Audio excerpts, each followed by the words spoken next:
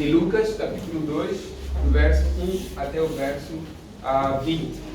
Esta passagem é muito marcante para a história da humanidade, pois esta passagem traz para nós uma mensagem de alegria, traz para nós uma mensagem de esperança, que eu quero que esta mesma mensagem seja muito bem compreendida por si e que você consiga, dizer, a partir de hoje para frente, refletir o verdadeiro sentido do Natal. E para tal nós teremos como tema um convite para adorar o recém-nascido Rei. Um convite para adorar o recém-nascido Rei. Provavelmente, se você está aqui conosco hoje, é porque recebeu um panfleto, está nos visitar pela primeira vez, ou porque alguém te convidou, mas temos um panfleto ali que estávamos a distribuir, no sentido de convidar para vir se reunir conosco e adorar ao recém-nascido Rei. Há uma controvérsia muito grande sobre esta data, sobre por que os cristãos celebram esta data, pois confunde-se com as festas pagãs, confunde-se com muita coisa. Por essa razão que nossa introdução primeiramente vai envolver algumas coisas específicas. Primeiramente, temos o problema da adoração. O contexto da adoração, no nosso entendimento, se limita muito àquilo que eu vou falar, mas que às vezes não tem entendimento. Eu não entendo as palavras por detrás daquilo que eu vou falar, daquilo que eu vou cantar, daquilo que eu vou ouvir. Então eu não entendo. Então tenho uma compreensão estranha sobre o que é adorar a Deus. Eu penso que adorar a Deus é apenas cantar. Mas adorar a Deus é um estilo de vida que deve cada um de nós aqui ser norteados por Ele. Não só isso, muitos têm feito confusão da celebração do Natal. Trocam o verdadeiro sentido do Natal por coisas que agradam a sua própria carne.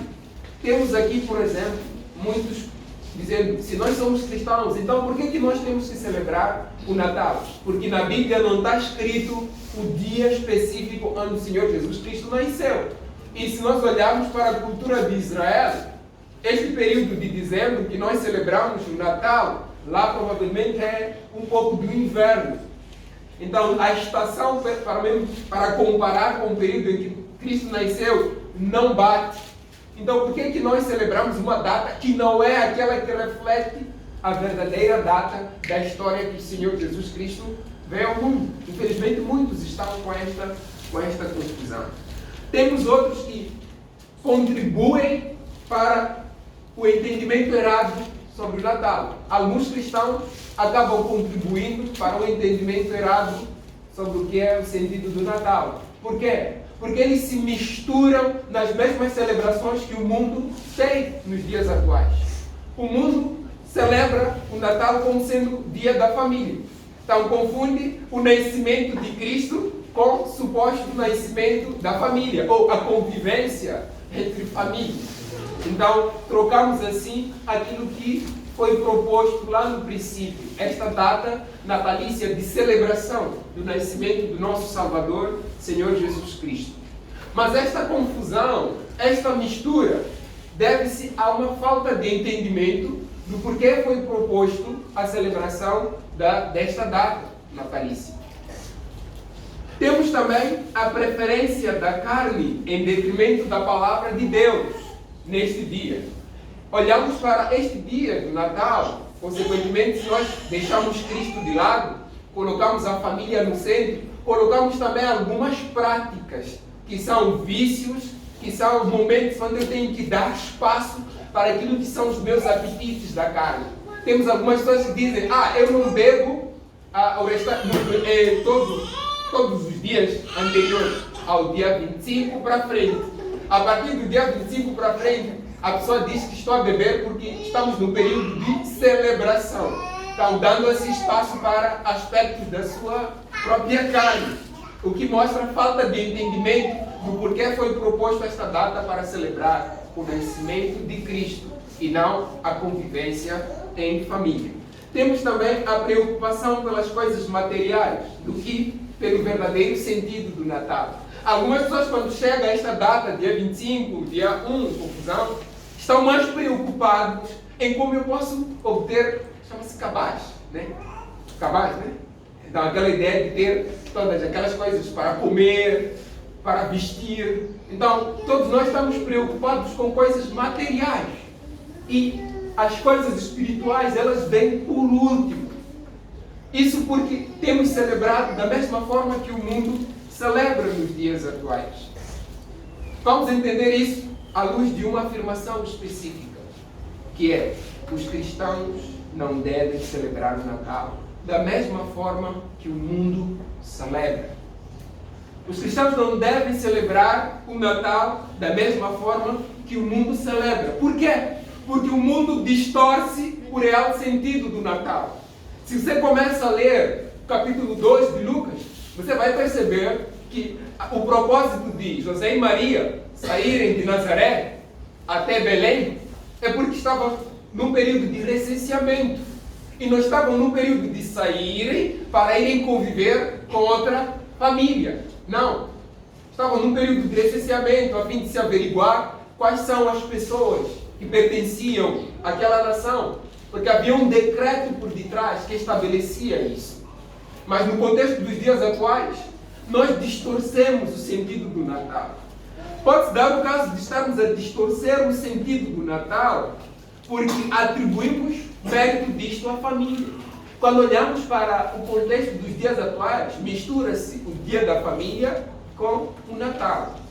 Mas isso é um problema, porque estamos a considerar que as coisas de Deus devem ser feitas ao mesmo tempo com as coisas da nossa carne. Estamos aqui a deixar de lado o real sentido do porquê foi proposta esta data. Se você voltar um pouco mais para a história, lá quando foi estabelecida uma data específica de celebração para os cristãos do nascimento de Cristo, os cristãos já tinham o domingo como dia de celebração. Por essa razão que nós nos reunimos em todos os domingos. Celebramos a ressurreição do nosso Salvador, Senhor Jesus Cristo. E em cada semana nós temos o privilégio de celebrar isso. Mas também havia uma necessidade de se recordar o nascimento daquele que ressuscitou no terceiro dia, depois que morreu. E esta data foi proposta porque naquela época havia muitas festividades pagãs e não havia nenhuma festividade cristã. Apenas havia os encontros dos cristãos no domingo. E porque o Império Romano era dominante naquele período e porque ela também queria achar um equilíbrio para que todos sejam mais ou menos bem aceitos, então foi proposto uma data específica de celebração do Natal. Mas quando olhamos para muitos, entram em choque e pensam: por que foi estabelecido o Natal? Porque se nós olharmos para a história, não temos uma data específica do Natal. Mas, queridos irmãos, uma coisa que eu gostaria que você pensasse, não é na data em si do Natal. Pode ser janeiro, pode ser março, pode ser abril, poderia ser qualquer dia específico que ia se colocar como sendo o dia em que celebrar-se-ia o Natal. Mas o ponto é: será que a celebração por detrás desta data, ela constitui-se uma verdade? Está nas Escrituras? O que é dito nesta data, encontramos nas Escrituras? Claro que sim, encontramos nas Escrituras. Então, se encontramos nas Escrituras, o modo de celebrar deve ser de acordo com as Escrituras. Não deve ser de acordo com a nossa vontade. Não deve ser de acordo com o bem-estar da nossa família. Deve ser um propósito virado para a glória de Deus. Porque Deus que permitiu que tivesse um dia específico para que o nosso Salvador se tornasse homem e viesse morrer por nós na cruz do Calvário. Mas como toda criança recém-nascida precisa de pessoas que vão proclamar para as outras que fulano de xixi deu parto. E essa notícia, quando chega, deve chegar com entusiasmo. Mas no contexto dos dias atuais, porque o mundo distorce o real sentido do Natal, atribui mérito à família mais do que atribuir mérito ao nosso Salvador, ao nascimento do Salvador.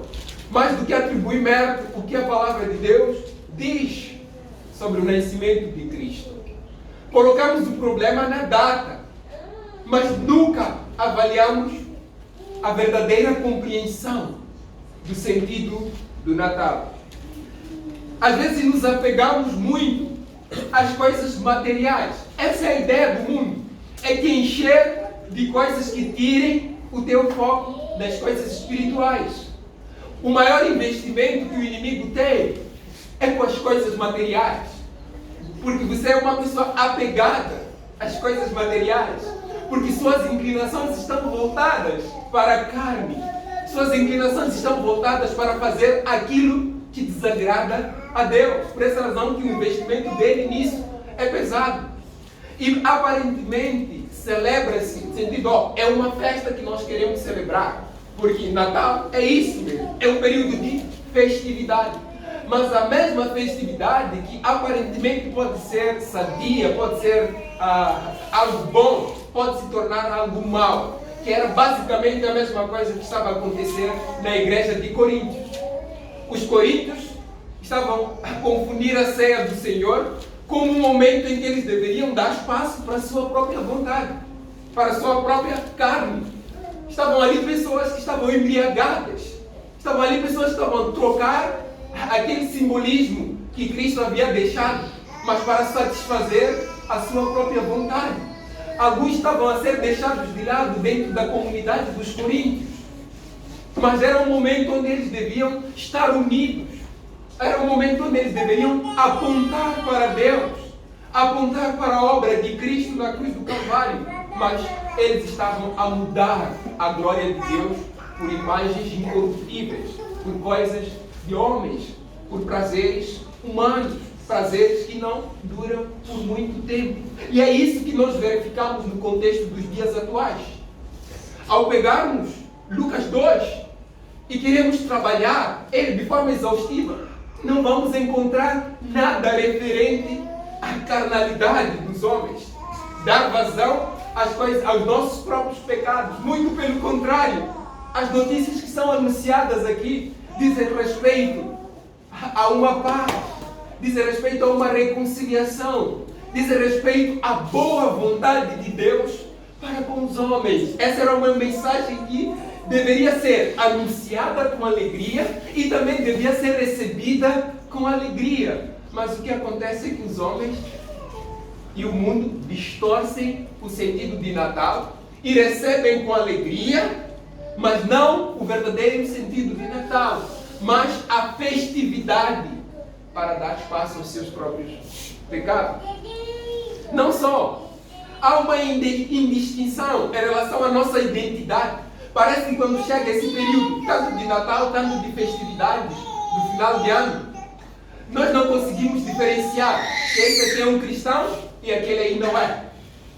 Nós colocamos todos no mesmo barco, porque basicamente todos têm a mesma prática, têm as mesmas celebrações, têm o mesmo estilo de vida quando chega aquele período. Então, não conseguimos identificar quem de fato é cristão. Em cada lar que nós passamos, seja pela rua ou que nós visitamos, vamos ver a mesma coisa que encontramos nos outros lares. Algo que não aponta para Cristo, que não aponta para Deus, mas que aponta para o homem. Infelizmente, isso não é o que significa o Natal. Outra coisa é, os cristãos não devem celebrar o Natal da mesma forma que o mundo celebra, primeiro, porque o mundo distorce o real sentido do Natal. E agora, porque o mundo mantém-nos refém da sua vontade. O mundo tem sua vontade. Se nós nos lembrarmos pelas descrições de João, é que o mundo jaz no maligno. Está debaixo do poder do inimigo, de Satanás.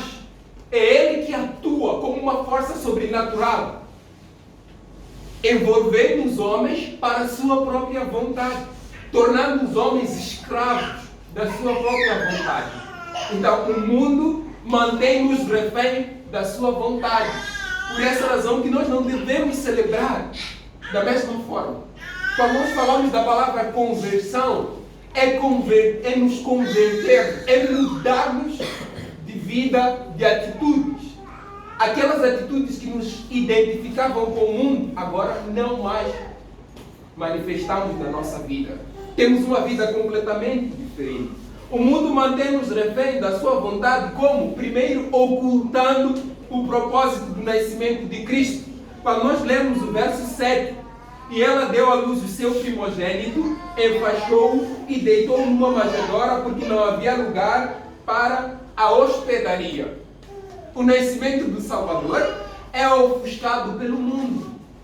O mundo faz de tudo para que esta notícia seja abafada, esta notícia seja deixada de lado, por essa razão que oculta que o Salvador nasceu, mas exalta que a família se reúne.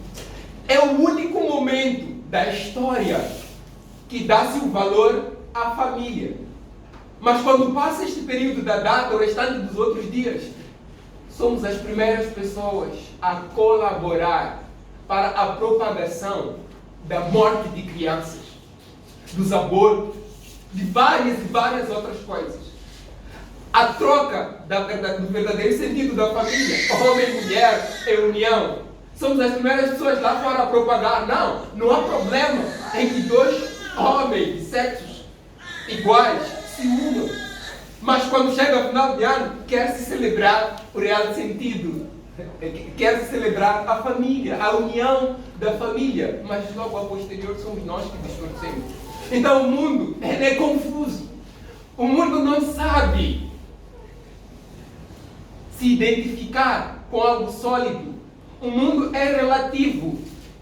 É essa ideia que ele quer propagar para si. É a ideia de que você pode curtir a vida à vontade. É a ideia de que você pode celebrar à vontade sem nenhuma restrição. É a ideia de que você deve, vamos dizer, estar no controle das coisas. Nunca deve se sujeitar a outro. Então a mensagem do nascimento de Cristo é ocultada quando chegam datas comemorativas. É ocultada quando chega o final de ano. É ocultada quando chega aquela data que foi colocada na história para celebrar-se o nascimento de Cristo. Naquela época, os romanos perceberam que havia muitas festividades pagãs. Celebrava-se a lua, celebravam-se as estações do ano, celebravam-se várias e várias divindades naquela época. Mas havia um problema, é que os cristãos não tinham um período onde eles também celebravam, senão unicamente o domingo. Mas para fazer jus a essa situação, então eles propuseram que se colocasse uma data específica onde se celebraria o nascimento do Salvador. E esta data foi escolhida como sendo dia 25 de junho. Mas não necessariamente que o Salvador nasceu no dia 25 de dezembro, assim que é. Mas uma das coisas que eu gostaria de pensar consigo é que o mundo faz-nos pensar que não temos necessidade de celebrar o nascimento do Salvador. Não temos a necessidade de escolher um dia específico onde celebraremos o nascimento do Salvador. Justamente porque quer ocultar o propósito do nascimento de Cristo. E cuidado para que você não esteja a ser uma destas pessoas que está a contribuir para que esta mensagem permaneça oculta. Os cristãos não devem celebrar o Natal da mesma forma que o mundo, porque o mundo mantém-nos refém da sua vontade, primeiro ocultando o propósito do nascimento de Cristo, segundo, impedindo-nos de servir de testemunhas desses acontecimentos. Isto que eu estou a falar tudo, depois vou argumentar, biblicamente falando.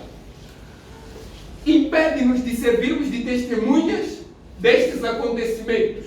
Se nós percebemos pela descrição que nós acabamos de ler, de Lucas, os anjos apareceram para os pastores, uma estrela brilhou para os magos, e eles receberam a orientação de irem verificar o que era de fato isto que estava a acontecer em comum, a fim deles verem com os seus próprios olhos e ao retornarem diferentes de como eles foram. Então eles serviriam como pessoas que testemunharam estes acontecimentos. Mas nós, no contexto dos dias atuais, somos pessoas que não queremos ver, não queremos saber, apenas queremos as coisas que nos agradam. Escolhemos as coisas no que acreditar. E o mundo, por conhecer muito bem a nossa natureza, o inimigo, por conhecer muito bem a nossa natureza, faz de tudo para que tanto a mensagem seja oculta, assim como a capacidade de testemunhar ser ofuscada. Por quê? Às vezes, dentro de uma família, é apenas uma pessoa que se converteu a Cristo. E temos uma família com cerca de 11, 10 pessoas dentro dela. E às vezes eu penso que eu não tenho como fazer jus à capacidade de testemunhar para todos esses, porque sou apenas uma pessoa. E desta forma, sabem como é que eu fico? Eu deixo de lado minha identidade cristã. Eu prefiro me ajuntar, porque eu tenho medo de receber pedras. Tenho medo de ser tido como uma pessoa estranha, como uma pessoa diferente. Tenho medo de ser excluído no meio da família. Eu quero a todo custo ser aceito pela família. Por essa razão que eu acabo abandonando minha identidade em Cristo, preferindo assim a identidade do mundo. Mostrando assim o que a palavra de Deus diz em 1 João. O amor ao mundo constitui-se inimizade para com Deus. Adequar-nos ao estilo de mundo, estamos a nos adequar a uma posição em que Deus vê-nos como seus inimigos. As práticas que o mundo tem e que nós concordamos com elas podem se constituir uma inimizade para com Deus. Então devemos prestar muito bem. E outra coisa, porque o mundo mantém-nos refém da sua vontade, ela limitando-nos na adoração. Ela limita-nos na capacidade de adoração. Quantos de nós saímos de casa no sentido de que eu vou para me reunir com os irmãos para adorar o meu Salvador neste dia? Somos muitos. Mas quando chegamos junto da casa do Senhor com os irmãos, o que é que somos atacados? Às vezes o sono bate, às vezes a preguiça bate, às vezes a convivência alegre que deveria ter, eu prefiro me isolar. Então você começa a questionar: por que é que você saiu de casa para ir adorar ao Senhor, para estar unido com os irmãos? Mas tudo isso tem fundamento na questão dos padrões que o mundo estabelece na nossa vida. Tudo isso tem fundamento na questão da nossa falta de compreensão de qual é o propósito da existência de uma igreja em um determinado lugar. Da existência de mim como um crente na minha vida. Faz parte de uma tendência de eu entrar na crise de identidade. E a crise de identidade começa com isso, questionando todas as coisas que eu faço. E como estou num período de questionar, eu prefiro me ausentar, prefiro me isolar, prefiro me afastar. Então, infelizmente, muito disso tem acontecido.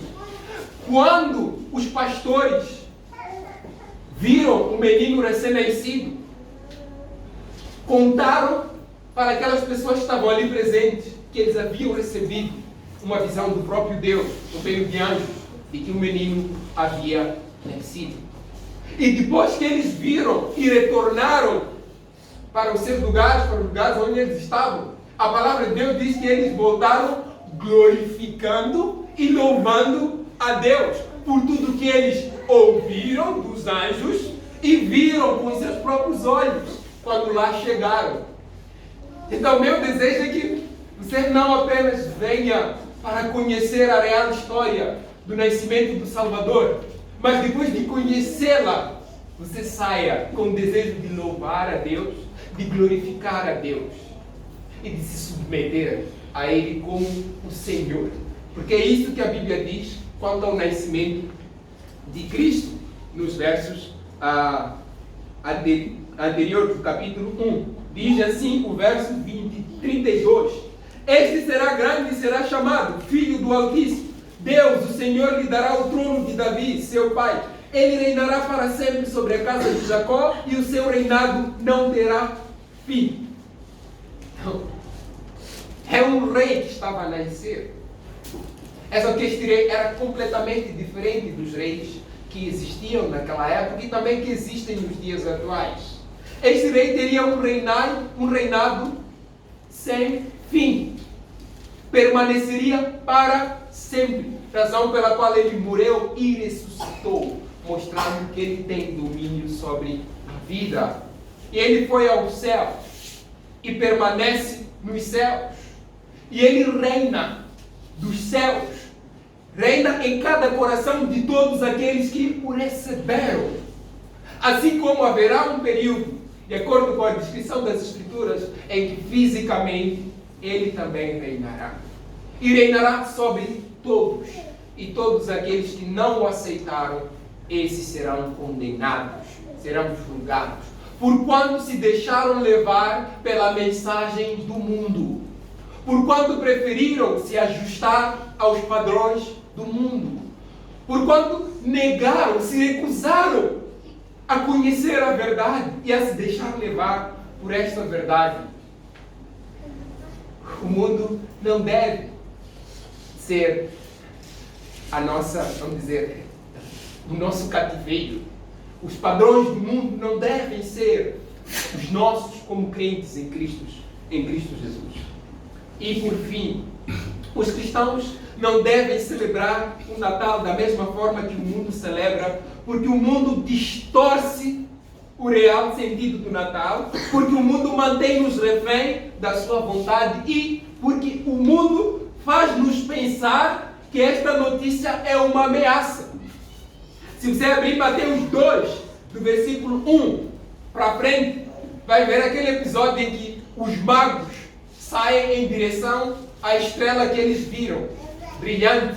Só quando chegam lá perante Herodes e falam para Herodes o que eles iam lá fazer sobre o nascido, o rei dos judeus, Herodes fica assustado e chama seus oficiais para saber como isso iria acontecer de fato. E quando ele se inteira disso, então ele supostamente entra numa concordância com eles. Diz, vão, depois que vocês verificarem, venham e me digam, para que eu também possa ir e adorá-lo. E os magos, assim, saíram, vamos dizer, supostamente crendo naquilo que eles receberam. Foram, chegaram até o lugar, viram o menino na casa e ofereceram os presentes, ouro, incenso e mira. São as coisas que eles ofereceram. E a Igreja Católica diz que são 3 magos. Mas a Bíblia não diz o número de magos. Diz que foram alguns magos. Alguns podem ser 2, podem ser 3, podem ser 4, podem ser muitos. Mas é mais de uma pessoa. E quando eles chegaram lá, o que Deus fez? Por divina advertência, eles foram avisados para não voltarem pelo mesmo caminho.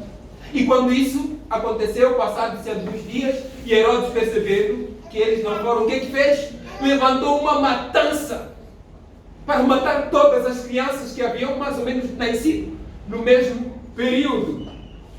Então, por quê? Porque ele sentiu-se ameaçado. O seu trono seria colocado, vamos dizer, numa situação de questionamento. Por essa razão que ele levanta essa matança para eliminar toda a ameaça. Então o nascimento do Salvador constituiu-se uma ameaça para Herodes. Mas amados, essa ameaça para Herodes, não se enganem, não é uma ameaça apenas para Herodes. É uma ameaça para o inimigo maior do que Herodes. É uma ameaça para Satanás, para o diabo. Ele sente-se ameaçado com o nascimento do Salvador, porque a palavra de Deus diz que da semente da mulher nasceria aquele que esmagaria a cabeça da serpente, e Satanás sabe que um dia será esmagado. E quando ele ouve que nasceu o rei dos judeus, como não se preocuparia com isso? Tanto porque ele queria o controle político, e tanto como queria assegurar sua própria posição, porque ao perder esta posição não é algo por se pensar para estes homens. Então o mundo faz-nos pensar que a notícia do nascimento de Cristo é uma ameaça para nós. E para o contexto dos dias atuais, talvez você esteja numa situação onde a palavra de Deus tem sido colocada na sua vida como uma ameaça para si. Por quê? Porque ao aceitá-la, você vai renunciar seus prazeres da carne. Você vai renunciar sua identidade com o mundo. Vamos dizer, você vai divorciar-se do mundo. Você vai divorciar-se das práticas erradas do mundo.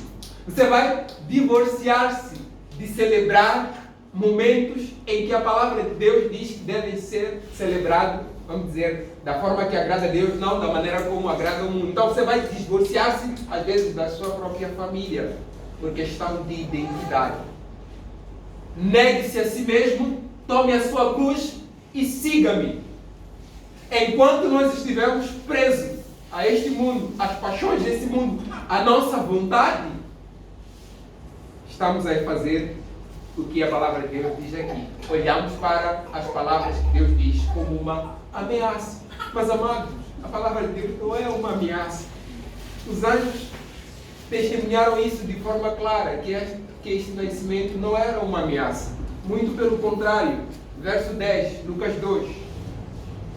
O anjo, porém, lhe disse: não temais, eis que vos trago boas novas de grande alegria, que o será para todo o povo. É que hoje vos nasceu na cidade de Davi o Salvador, que é Cristo, o Senhor. Novas de alegria. E também nos versículos, Mateus vai nos falar que Jesus Cristo salvaria o seu povo dos pecados deles. Então, não era uma ameaça, mas era um libertador, era um resgatador que estava a nascer. Alguém que ia nos libertar da opressão do pecado, do castigo que o pecado infere sobre os nossos corpos. Alguém que ia nos libertar da escravidão dos nossos vícios, da nossa própria vontade. Este era o Salvador que estava a ser anunciado. Aquele que tem a capacidade de nos perdoar os pecados. Aquele que tem a capacidade de criar um novo homem em nós. Estava aqui a nascer. Então, quando nós celebramos este dia, não devemos deixar que o mundo atrapalhe essa mensagem. Devemos ser os primeiros. Nasceu o Redentor. Nasceu a cabeça da serpente. Aquele que nos liberta do domínio do pecado. Aquele que comprou-nos. Aquele que nos chama para pertencermos à sua família. De graça. Porque pela graça sois salvos. Mediante a fé. E esta fé tem como fundamento este Messias que estava a ser proclamado pelos anjos neste contexto. O mundo faz-nos pensar que esta notícia é uma ameaça. Mas na verdade esta notícia é uma libertação. É uma nova, de grande alegria. Como é que o mundo faz isso? O mundo manipula as coisas a seu favor. Faz-nos pensar que é nossa vontade agir e fazer as coisas de certa forma. Que isso é bom, que isso é agradável.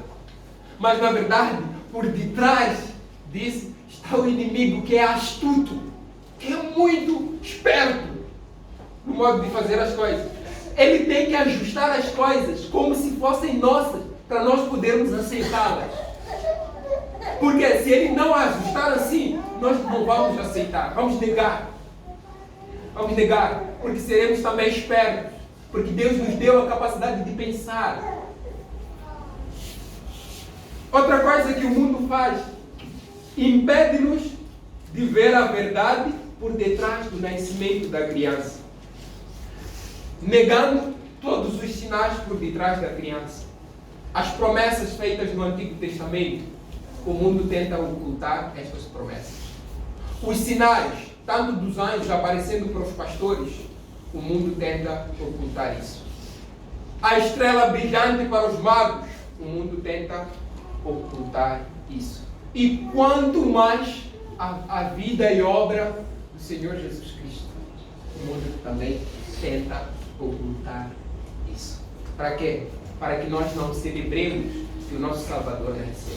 Porque ao mesmo tempo que nós celebramos que o nosso Salvador nasceu, Isso constitui-se uma mensagem terrível para o inimigo, porque quando celebramos da forma como Deus nos recomenda, estamos a proclamar para este mundo a mensagem do Evangelho. Estamos a evangelizá-lo, estamos a proclamá-lo, estamos a ser como os anjos, mas em secreto, quando mostramos atitudes que nos identificam com as Escrituras.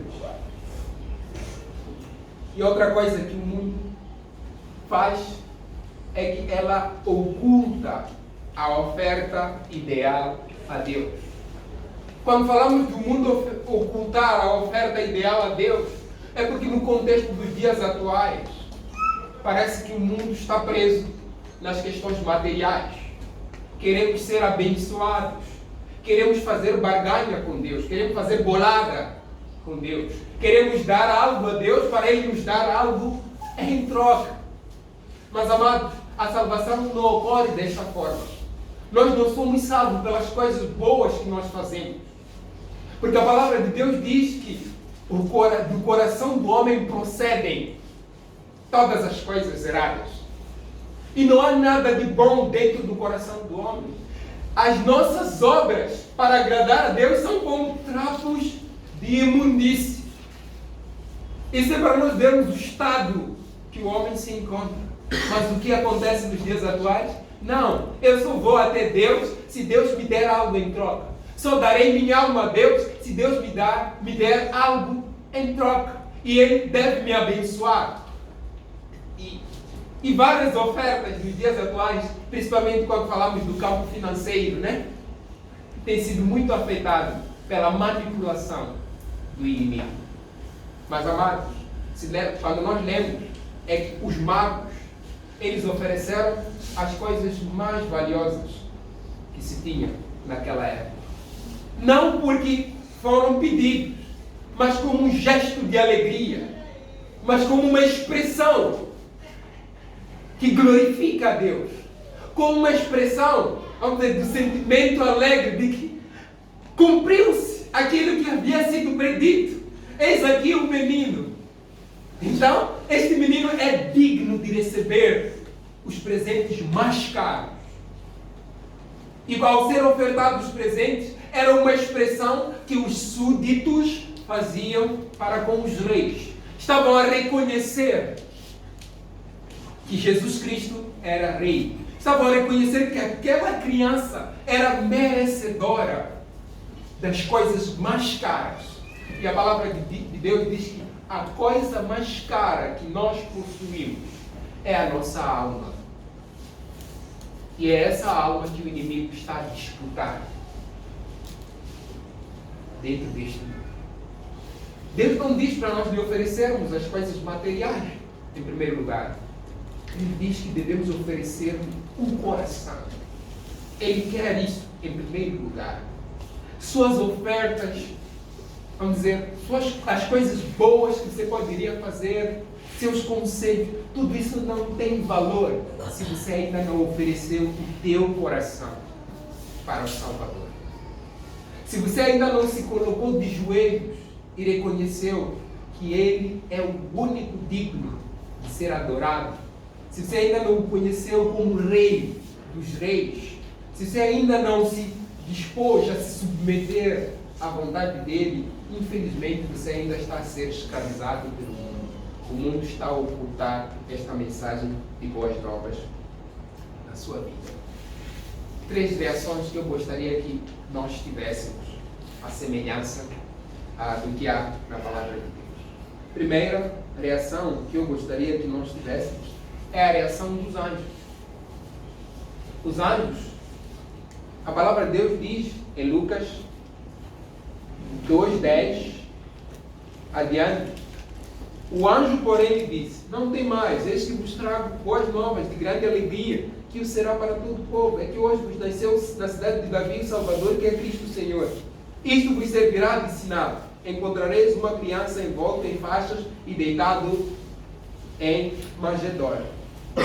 Verso 13 e 14. Preste atenção na atitude dos anjos. E subitamente apareceu com o anjo uma multidão da milícia celestial, louvando a Deus e dizendo. Ou seja, aquela notícia, quando foi anunciada, uma multidão de anjos acompanhou, por ser uma notícia tão maravilhosa, tão gloriosa. E o que eles vão dizer é maravilhoso. Eles vão cantar em coro.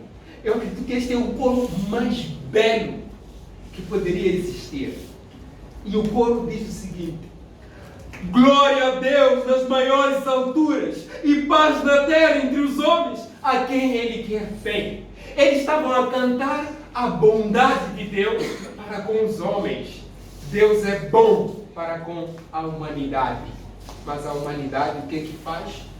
Tapa seus ouvidos, não quer ouvir esta adoração singela, vinda dos anjos que prestavam a boa notícia a Deus.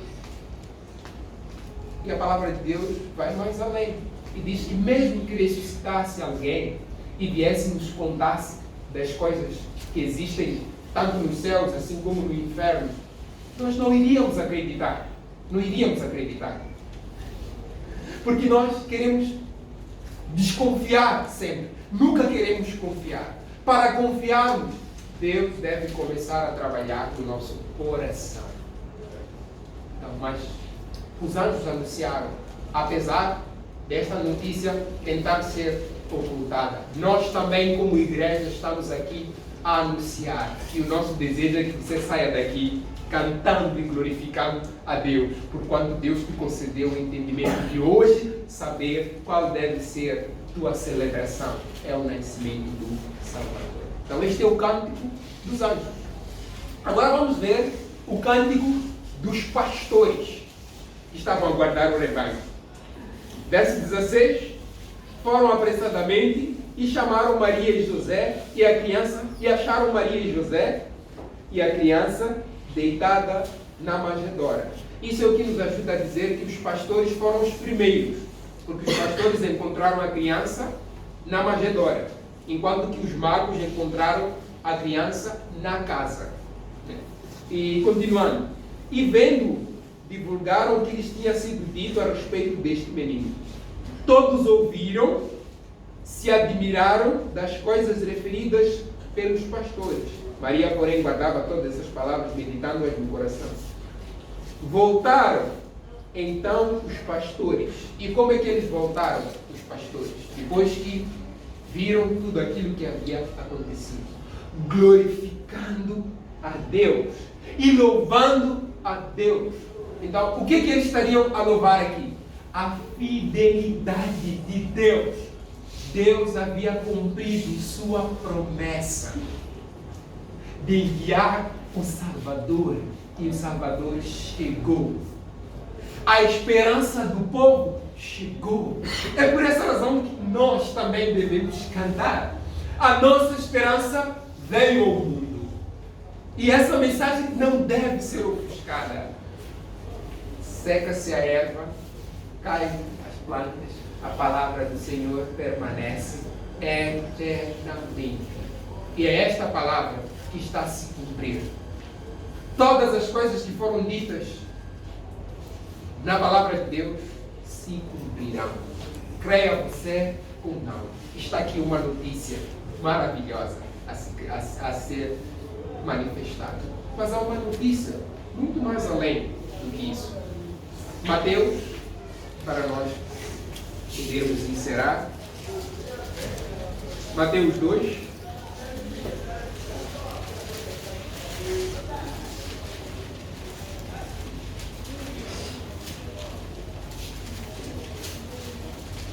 Verso 10. Diz assim a palavra de Deus, Mateus 2, verso 10. E vendo eles a estrela, alegraram-se com grande e intenso júbilo. Aquele sinal apareceu novamente. E eles viram raio. Porque o povo de Israel gostava muito de sinais. E estes magos, por seguirem a estrela, queriam saber até onde ela iria lhes levar. E quando ela aparece para ela, parece dar a entender que por algum momento parece que sumiu ali, mas isso não podemos afirmar. Por essa razão que eles perguntam para Herodes, né? Temos todo esse contexto aqui. Mas o ponto é, quando viram aquela estrela, brilharam, eles alegraram-se. Continuando, entrando na casa, verso 11, viram o menino com Maria, sua mãe, prostrando-se, o adoraram e abriram os seus tesouros, entregaram-lhe suas ofertas, ouro, incenso e mira. Aqui a Igreja Católica enfatiza a adoração que foi feita a Maria. Mas a palavra de Deus não diz que quem foi adorado aqui foi Maria. O adoraram, não a adoraram. É o que a palavra de Deus diz aqui. Prostrando-se, o adoraram. E quando se fala das ofertas, entregaram-lhe suas ofertas. Então as ofertas, tanto a adoração, tanto a oferta, deveria ser feita para o menino. E não para Maria. Não para José. Por essa razão que nós não veneramos Maria. E algo além é que a Igreja Católica diz que Maria permaneceu virgem. Mas a palavra de Deus, para esclarecer este ponto em nós, vai nos dizer que Maria teve o seu primogênito. É isso que a palavra de Deus vai dizer. E quando diz primogênito, primogênito é o primeiro filho. É isso que vai dizer no verso 7 do capítulo 2, que vai dizer: e ela deu à luz o seu filho primogênito. Ora, se há primogênito, é porque há outro. Porque se não fosse primogênito, seria unigênito. Que é o que é dito. É João, capítulo 3, verso 16, que diz: porque Deus amou ao mundo de tal maneira que deu seu Filho unigênito. Para mostrar que Jesus é único. Não há outros além dele. Mas para Maria é o filho primogênito. Lembram-se que no Egito Deus pediu os filhos primogênitos de todo o povo. Os que foram matados ou mortos foram os filhos primogênitos. Por quê? Porque existiam outros filhos. Mas Deus não queria outros filhos. Queria o primeiro. Então, eles, os novos, adoraram a Deus. Adoraram a Cristo e ofereceram-se para Ele. E o que é que nós podemos aprender que eu gostaria que você levasse para a sua casa hoje? A primeira coisa é que todos os personagens envolvidos no propósito pelo qual este mundo foi estabelecido, todos os personagens envolvidos no propósito deste dia, eles são colocados de lado pelo mundo, diminuindo assim o impacto do nascimento de Cristo. Ou seja, nos dias atuais, Deus não é considerado, a mensagem deste dia é diluída e as atitudes de adoração que são requeridas, elas são, em outras palavras, abandonadas. Ninguém quer adorar a Deus neste dia. E ninguém quer ser exclusivo neste dia. Ninguém quer ter sua própria identidade neste dia. Todos querem ter a mesma identidade. A desvalorização dos fatos narrados pelas Escrituras tornam-se comum nos dias atuais, aumentando assim a cegueira espiritual dos homens. Ninguém consegue ver a verdade, porque a mensagem por detrás é ofuscada. Outra coisa, a verdade que tornou-se clara para os pastores, o mundo tenta de todas as formas sufocá-la, a fim de não perder seus amantes. O mundo não quer perder seus amantes, por essa razão que tem que sufocar a mensagem de boas novas do nascimento de Cristo. A verdade que outrora foi anunciada com alegria e recebida com entusiasmo, hoje ela é manipulada para dar lugar a uma vida de vícios e prazeres da carne, ocultando a esperança da mensagem trazida pelos anjos daquele dia.